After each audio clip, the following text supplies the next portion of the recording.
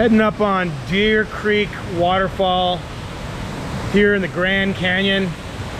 We're actually just past the narrowest point in the Grand Canyon. I think it's 76 feet from one wall, the north wall, to the south wall. Colorado River flowing in between. In the boats going through that area, it was so quiet and peaceful.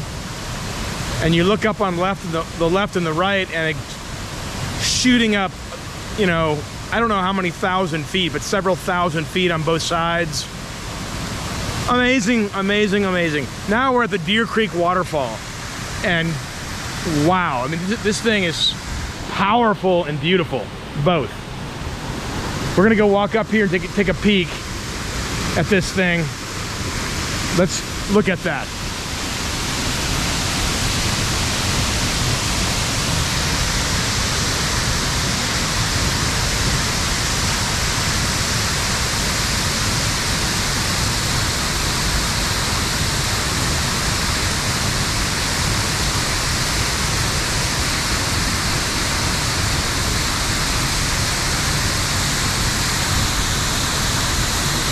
Look at the wind coming up the bottom. We get down to the bottom here, you'll see the wind blowing off this waterfall. It is amazing.